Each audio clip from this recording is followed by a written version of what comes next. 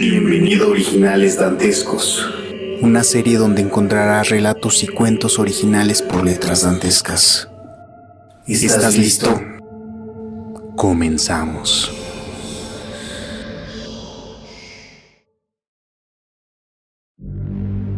No es un nombre que se frecuente escuchar, ni siquiera entre los cultos más oscuros de Coyoto, o al menos dentro de los que tenemos conocimiento por parte de agentes infiltrados. Incluso los mismos oscurantistas conocen el peligro devastador que podría ser invocarlo, por lo que los grandes necromantes destruyeron todo libro y escritura antigua donde pudiese encontrarse la invocación al poderoso devorador de fobias. Aún las manos más perversas han tenido miedo de que un poder como ese pueda caer en las manos equivocadas y ser catastrófico para la humanidad. El último registro que tenemos de una invocación a Balan fue hace más de 20 años. No se pudo vincular a ningún culto oscurantista, así que la culpa recayó completamente sobre un solo hombre, Sensir Huacón, quien bajo el nombre de Zen se ocultaba en la fachada de un veterinario muy respetable y hábil en el arte de la medicina animal, pero también en un amable hombre de familia con una hermosa esposa y un hijo perfecto. Huacón fue un necromante descendiente de los más perversos practicantes de la alquimia negra, quien mientras no estaba ocupado dentro de su fachada de hombre de bien, tenía una búsqueda incansable por la vida eterna. Zen trabajó en el consultorio veterinario por alrededor de 10 años. Tenía un prestigio y respeto intachable. Obviamente tuvo días malos, en los que sus habilidades no eran suficientes para salvar a una pobre mascota o un animal de granja, pero siempre que alguna enfermedad o lesión sufrida por algún animal superaba sus capacidades de veterinario, Zen, con un sentido de humanismo propio de un practicante de medicina con gran ética profesional, daba como cortesía el servicio de incineración y entregaba a cada familia una urna en la que yacía descansando su amada mascota.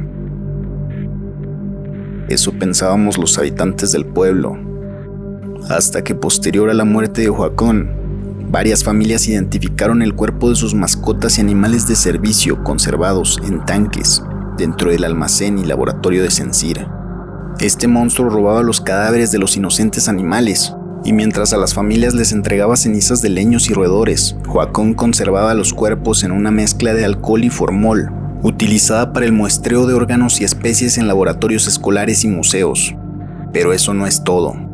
El motivo por el cual los robaba y conservaba era aún más monstruoso, diabólico incluso. Sensir llegó a Coyoto bajo su seudónimo de Zen, tan solo un año antes de convertirse en el veterinario oficial de la ciudad. A compañeros, clientes, amigos, incluso a su pareja y posteriormente esposa, les maravillaba con relatos sobre su natal Kukuno Hitashi, una aldea rústica al norte del país, en la que las casas siempre tenían la chimenea encendida, pues en gran parte del año caía nevada sobre sus techos. Los campos eran blancos por completo.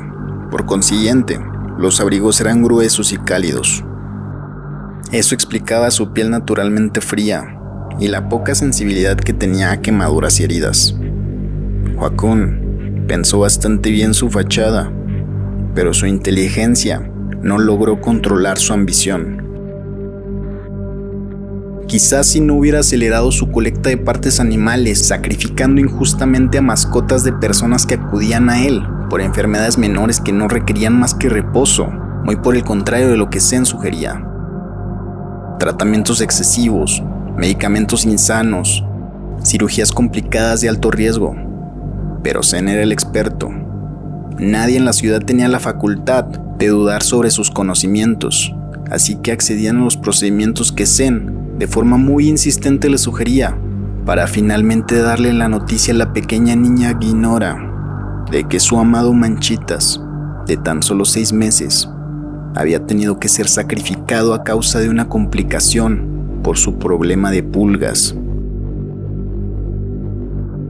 No sabemos lo que le provocó la presión por acelerar sus planes, en los que llevaba 10 años trabajando de forma impecable e impune, pero algo lo atemorizó, y contemplando que sus motivaciones ya eran diabólicas, no podemos ni queremos imaginar cuáles eran sus miedos. Cuando la gente de Coyote empezó a extrañarse por los diagnósticos tan erráticos de Zen, sumado a que los amigos y familiares de su esposa no sabían nada de ella en la última semana, y sobre todo, a reportes oficiales de que habían robado 3 ejemplares del zoológico, todo volcó la mirada del pueblo y la policía en Zen. Lo comenzaron a hostigar con preguntas. Él parecía no haber dormido en los últimos 4 o 5 días. Lucía como un demente. Así que un grupo de agentes lo estuvo monitoreando esa noche. Zen recogió a su hijo en su hogar pasada la medianoche y partieron a la veterinaria. El plan de los agentes era solo observar y calcular, pero cuando se involucró al niño, los agentes tuvieron que actuar. Derribaron la puerta del consultorio y la pesadilla comenzó desde la recepción de la clínica. Los pocos y desafortunados animales que quedaban en la pensión de la veterinaria fueron el primer encuentro del infierno que les esperaba a los agentes. No se distinguían de qué animal era cada pedazo de carne tirado en el suelo respectivamente. Lo que se podía saber es que había alrededor de 50 ejemplares diferentes masacrados en el lugar. Entre cabezas mutiladas de cachorros aún con su lengua de fuera, cuerpos de meninos no más grandes que un palmo humano, pezuñas de caballos, vacas, entre otras monstruosidades que pareciera habían sido colocadas estratégicamente para recibir a nuestros agentes e irlos preparando para los juegos que se acercaban.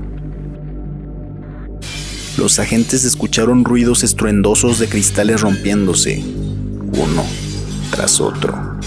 Los estruendos no podían venir de un peor sitio que del herpetario, donde Zen alojaba a más de 50 saludables ejemplares de serpientes constrictoras en cautiverio. Las enormes boas no vacilaron ni siquiera un poco antes de ir rápidamente a la recepción, atraídas por el olor de los restos de carne viva esparcidos por toda la planta. Joaquín había lanzado como peones de ataque a las serpientes a las que había cuidado por años, incluso algunas desde la incubación.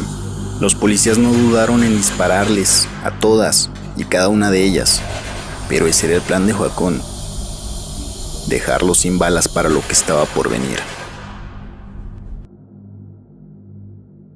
El Parque Central de Coyoto reportó que 3 especies habían sido robadas. Una anaconda de media tonelada, que había sido recientemente rescatada de traficantes al sur del continente. Un ligre albino, la sensación del parque, pues no solo era un híbrido de 2 animales majestuosos como lo son el tigre de Bengala y el león del Congo, sino que también carecía de pigmentación, lo que lo hacía particularmente hermoso. Y por último, el favorito de los niños, Quimpe, el chimpancé bailarín del espectáculo de los monos. Sabiendo lo anterior, nuestros agentes tenían buenas noticias para el parque. Habían encontrado sus ejemplares, pero también tenían malas noticias, pues ya no eran aptos para toda la familia. Los policías voltearon a ver al agente Hatsumari, uno de los policías más experimentados infiltrándose en las organizaciones ocultistas. Hatsumari tenía los ojos inyectados en horror y solo podía pronunciar "No". Utilizó una de las últimas balas que le quedaban para darse un tiro en la cabeza. Muertos de miedo, los demás policías voltearon sus ojos a donde Hatsumari observaba, pero todo era oscuro y solo se escuchaba un alarido de bonobo, distorsionado por una especie de bufa de tigre. También podían visualizar lo que parecía la sombra de una silueta de otra serpiente, con el pequeño y aterrador detalle de que estaba reptando hacia atrás. Al igual que con las otras boas, le intentaron disparar a la serpiente, pero fallaron cada uno de los tiros. Esa era mucho más rápida que las anteriores. Los disparos no hicieron mucho, pero provocaron que la causa del terror de muerte de Hatsumari saliera de la oscuridad. Una bestia imponente de 3 metros, sumados 4 metros de cola. Un monstruo cocido, con la cabeza de Quimpe, el cuerpo de ligre y la anaconda por cola. Una quimera infernal de ojos negros sangrantes nunca antes vista. y el único que conocía un poco sobre ella había preferido la muerte rápida. La bestia se acercaba cada vez más, con sus enormes garras, dispuesta a matar y comer todo lo que pudiera encontrar. Y nuestros agentes ya no tenían balas.